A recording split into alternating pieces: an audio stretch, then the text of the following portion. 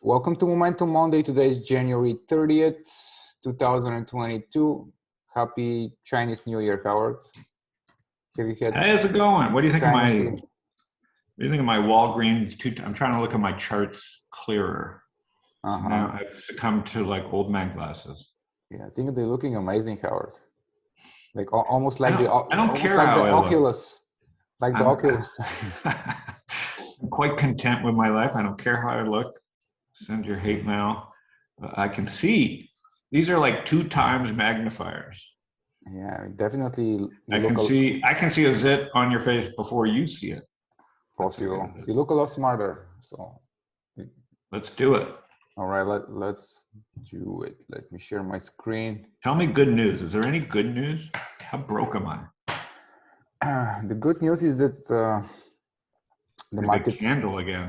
the market stopped selling off on Friday. I mean, at least Apple managed to have a tiny rally after strong I think earnings. Tesla had pretty good news too. I mean, Tesla's down, but like it was a really profitable quarter as well. Look, Like, no one is arguing that there've been some good news on the earnings front last week, but the reality is that the market reaction to them has been really abysmal. Like, yeah, in most of the cases, the market sold off good earnings, which typically happens during corrections, during bear markets. yeah, And it seems like sentiment kind of changed on Friday after a quick sell-off in the morning.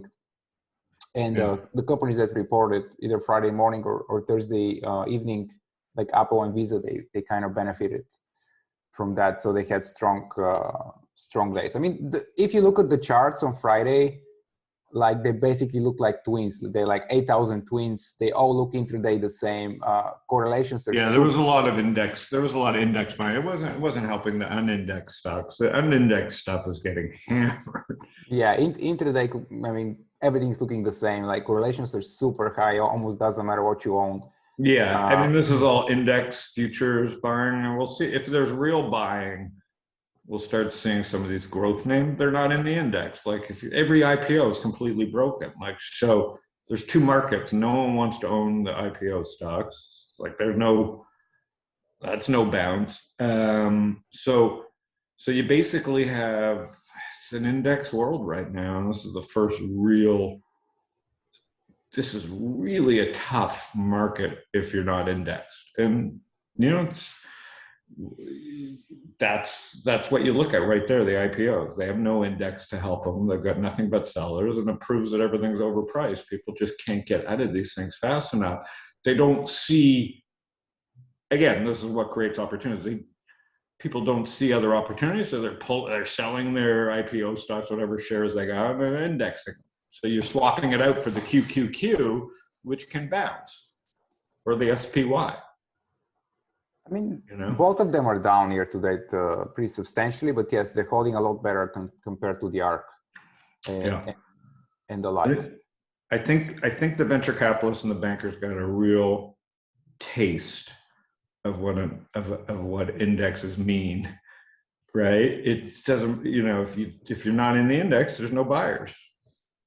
Yeah. So this is a chart of the Nasdaq 100, a weekly chart. And as you can see, at least we finished near the kind of the highs of the week. So we had a 7% range for the week, 7% finished flat. So a lot of volatility, a lot of high correlations. Yeah. That's what's currently going on in We'll the see market. we'll see if it carries over. A lot of stocks look like they had some short-term bottoms, even some of the terrible IPO stocks. But we'll see. I'm not convinced. We'll see.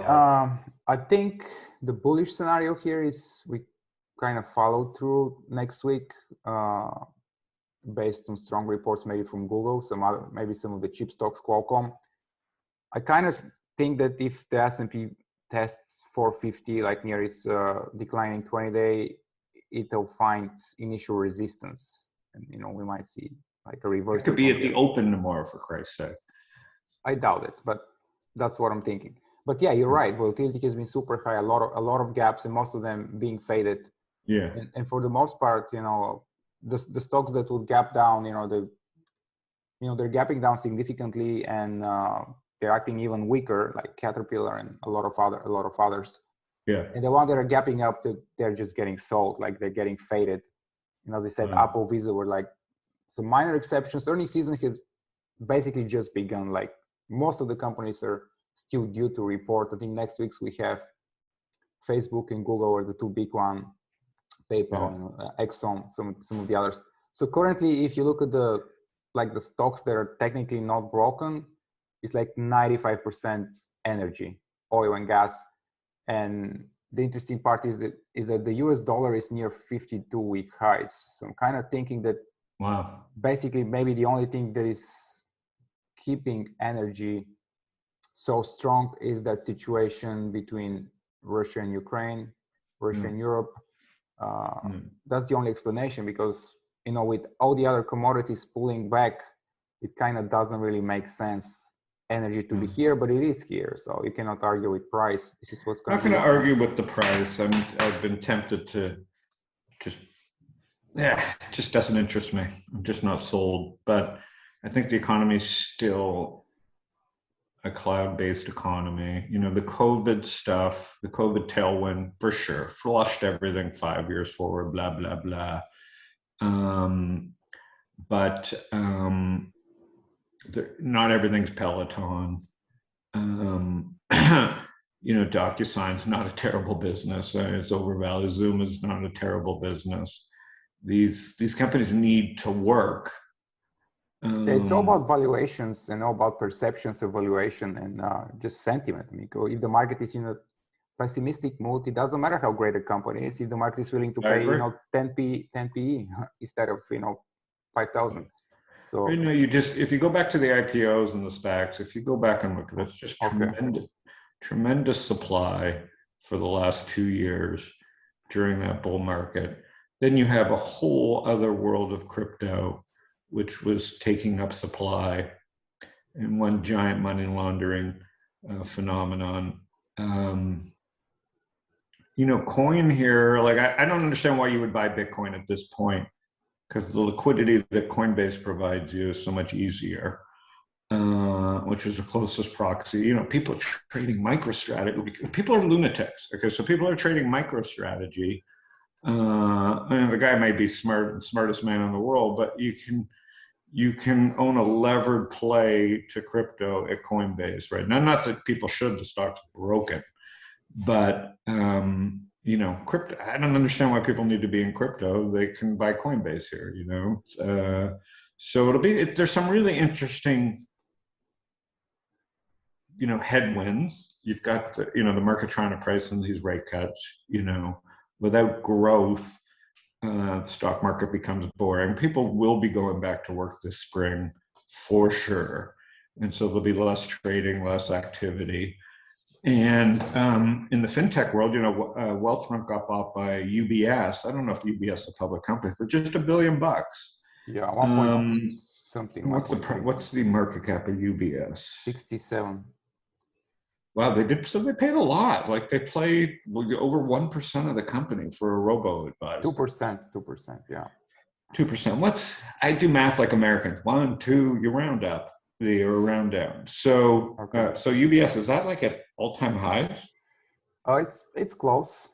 I mean, the financials give. I mean, not all-time highs, but I guess where's Deutsche Bank? Where's that shithole Deutsche Bank? Let's see. The new sponsors of the show, Deutsche Bank. Stop going down. Okay. So this is what'll happen to growth stocks for real, though. Growth stocks with great margins and earnings and the leverage of the cloud. I honestly think that we're 10, 15%, 20% away from a bottom in the cloud stocks. So at some point, you just got to turn off your screen and, in this 30 area. And I look at Hack, which is the securities ETF too. And I'm like, at some point, people, another 15%, you just turn off your screen for a couple of years and you buy some software and some cloud and some security and Hack and a little QQQ, and you go back to work and let the market start doing work for you. Yeah, let's see how the market. What's that? Let's see how the market will react to their earnings reports. So far, we have pretty decent reports from like Team and which is an Australian company. Yeah, It gapped up. It was sold off. Expensive company. It was sold off. 150 times earnings, like. And then you have ServiceNow also gapped up, sold off. I mean, obviously on Friday everything bounced because of the high correlations. There's such overhead resistance. I mean, I just think software is just a tough space to be unless so you if you have had to pick one software company for the next 2 years to own and to act on weakness. I think it's, a combination of Google. I mean, obviously I'm looking at like Hack for people that want to own cybersecurity. Okay. So that's an ETF. I do think Google is still pretty untouchable. I think at some point here, what's the pullback? 30%? So let's see the current IGV, which is the software ETF. Again, like I'm looking for opportunities now in software. You're not going to get one in Google. IGV down 24 currently from its 52-week highs. Yeah. So, in the down 35, 40% on these indexes, you got to be prepared to just forget about it. The VIX, was in the 30s, and so in tech, it was probably in the 50s. So you've got fear elevated, but the stock market is just in a really tough spot. Small caps just have no bid, and there's really a lot of product. There's really a lot of companies that probably shouldn't be public in the last 2 years. So I think you just got to digest a lot of this. But like you're seeing with Apple and Google, there's so much money flowing into the market still looking for growth. So the easiest way is for people to just do the indexes. So I think it's a really tough market. What are you doing? So I'm mostly doing intraday trading right now. I don't mind to be short or long on an intraday basis, but that's the only thing that works. That's why I pointed out to you that last week the Nasdaq 100 had a 7% range, and it finished the week basically unchanged. And in this type of market, the only way to make money actively trading is intraday. The other approach is the extreme opposite of that. When you have a super longer term view and then you slowly accumulate an index. That's all I can do here is. Or a business that you like. That's basically all you can do right now. There's a possibility you have to be prepared for, just like when oil went negative. Just because the cloud is a great term, especially in a bear market. People think there's winners and losers in this business, and even though demand is insatiable, supply is also endless. And so you got to know what you own, and that's what this market is kind of teaching you. Yeah. There are companies that will bounce faster. Exactly. Any conversation I have with the software investor, it's Snowflake, it's Shopify, it's Cloudflare, it's Zscaler, ZS, which is in the security side, and CrowdStrike.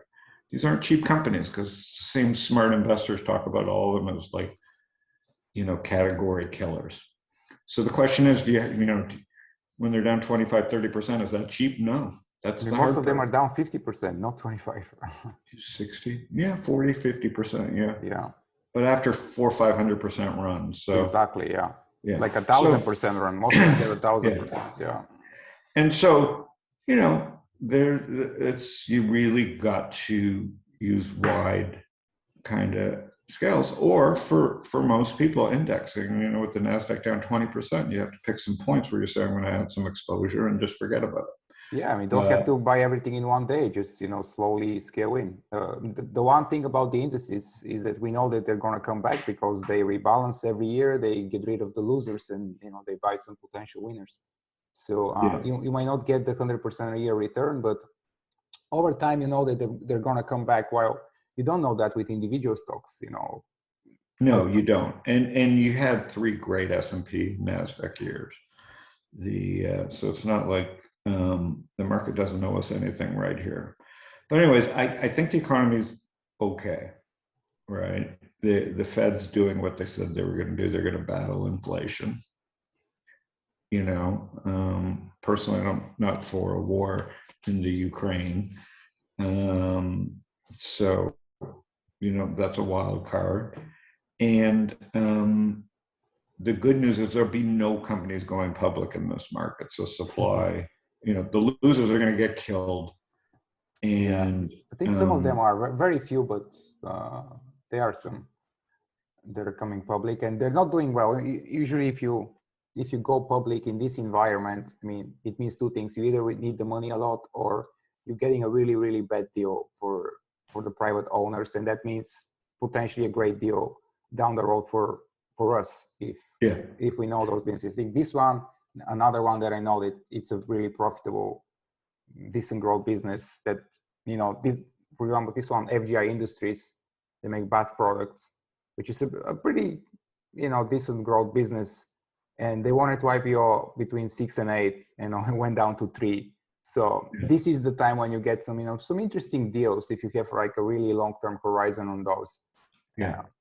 Well, I said, this is when you have to sometimes treat some of these stocks like venture capital, because you're not going to get the index support, right? So the market's up 3% doesn't mean your stock's going to be up 3%. And so and most individuals don't have the power to do this type of deep research in a company. So it's just one of those tough periods in the market. So, the professionals have an edge, and people that have the stomach for this and do it all the time. Yeah. We talked about it. That, last year was an outlier, and the S&P 500 had an only 5% drawdown. This is, something unheard of. And the normal drawdown any given year is like 15%. So we're just going back to what's normal this year. So. All right, my man, have a great week. All right. One last thing. Who do you think is going to win Super Bowl next Sunday? I mean, I've been rooting for Cincinnati just because it's Cincinnati and no one cares. Have you ever been there? Have you ever been to Cincinnati? I don't think I have. Have you? I think I've been one on a, Well, on a bender from St. Louis when you're on the way to St. Louis, I had to go to I want to visit the 2 worst cities in America. And so we went. Rams used to be a team in St. Louis, by the way, when I lived there. So, and then they moved. Yeah. I've been in 10 cities. But I'm rooting for Cincinnati. It's cool. I mean, I'm not rooting for the Rams. It's just, what a great quarterback to go into Kansas. They've won like 3 games on the road. It's incredible. Good. And it's just a great team. It's fun to watch. All right, buddy. Have a great week. All right. You too, Howard.